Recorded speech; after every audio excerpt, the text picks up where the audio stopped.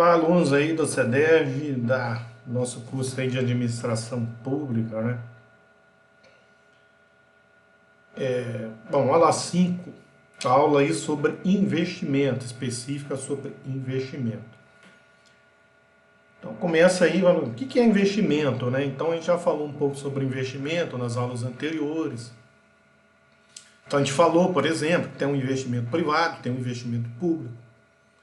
O investimento privado, basicamente, quando...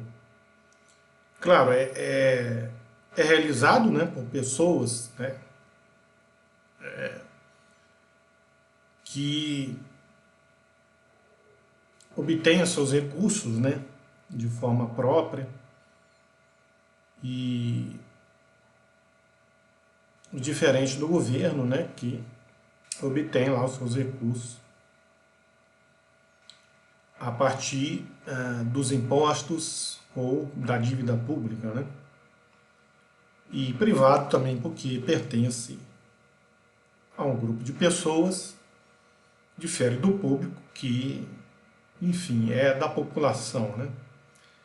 Não pertence a ninguém, né? Não pertence a ninguém, pertence ao público, à população, ok?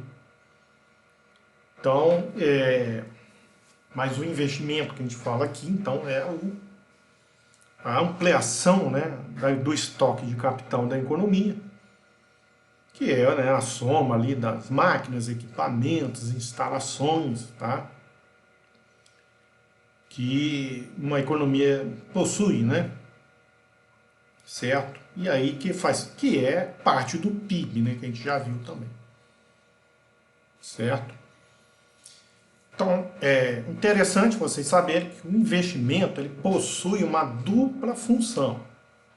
Então, o investimento é das variáveis uma das importantes, né? Por quê?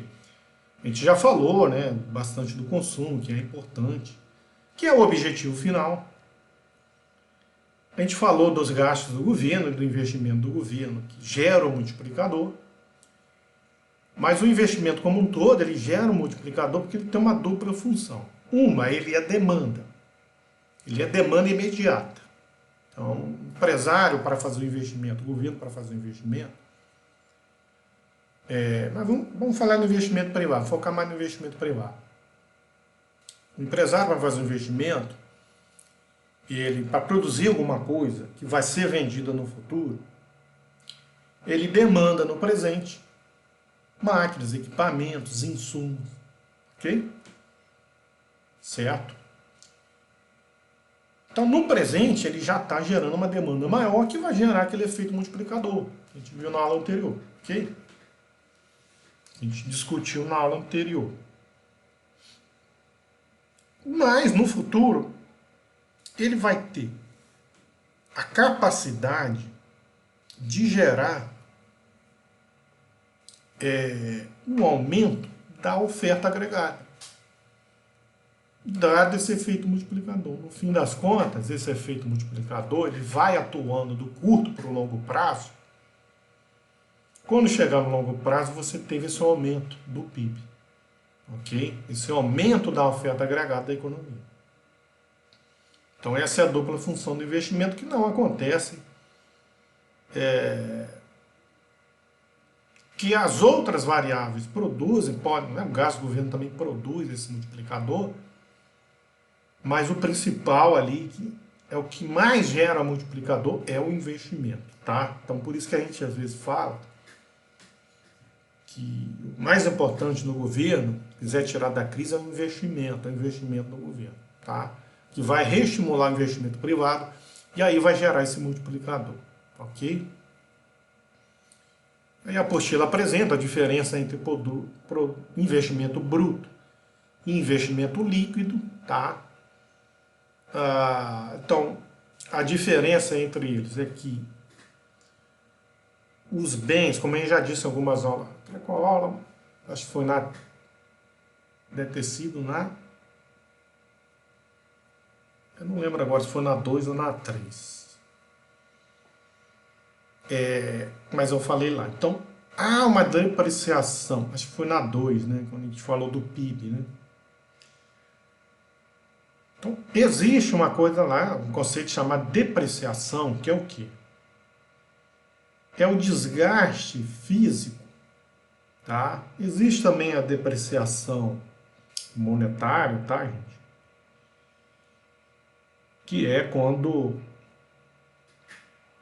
um bem desvaloriza monetariamente, mesmo que ele esteja ali em perfeitas condições, tá? Por exemplo, contabilmente, vocês já fizeram a disciplina de contabilidade, vocês aprenderam que não tem como você ter certeza de como uma máquina, né, uma máquina da sua empresa está desgastando, não é, o patrimônio, né, da sua empresa está desgastando. Então você define ali anualmente, né, ou mensalmente um valor para cobrir depreciação, né? Bota ali um valor fixo para ir cobrindo. Para daqui a algum tempo, quando um carro da firma já não tiver mais valendo a pena, quiser trocar o carro da firma, poder comprar, ok? Um exemplo, né? Então as coisas se depreciam e têm que ser repostas. Então o investimento bruto, ele existe para cobrir depreciação. Então o que de fato aumenta o estoque de capital da economia é se o investimento bruto for superior à depreciação. Aí a gente vai ter um investimento líquido positivo, que cobriu a depreciação, ainda sobrou e aí aumentou o estoque de capital da economia. Porque se o investimento bruto for igual à depreciação, o investimento líquido é zero. E se o investimento bruto não cobriu a depreciação, aí o investimento líquido vai ser negativo, né? Ok? Então, como é que é a questão lá do exercício, né? Que eu cobro muito, então dê uma olhada lá no vídeo lá sobre exercício. Então, o capital, o estoque de capital só vai crescer quando o investimento bruto cobrir depreciação. E isso aqui, né? Essa subtração der um resultado positivo, somando a esse estoque de capital, a gente vai ter um capital 2 maior, ok? Agora, se esse resultado for zero, K1 vai ser igual a K2. Se isso aqui for negativo, a gente teve perda de capital. Capital 2 vai ser menor que 1. Ok? Então, isso aqui só alguns conceitos para vocês entenderem lá o exercício, tá? O que está acontecendo lá. Outra coisa aí que essa aula discute, a aula 5, são os determinantes do investimento. Então, o que determina, né, o investimento? O que faz ele aumentar ou diminuir? Primeiro, a renda. Então, é claro, aquilo que a gente já discutiu nas aulas anteriores. Uma renda maior determina consumos maiores, o que vai fazer que os empresários investam mais. Ok? Renda menor determina consumo menor, e vai fazer com que o empresário invista menos. Ok? A taxa de juros, que a gente falou na aula 1. Claro, a taxa de juros. Então, se você quiser fazer um investimento e não tiver dinheiro, capital próprio, né? Capital agora no sentido de dinheiro, não tiver dinheiro para fundos, né? Para fazer esse investimento, você vai pegar emprestado num banco. E esse banco vai te cobrar uns juros. A gente viu lá na aula 1. Então, ao cobrar uns juros,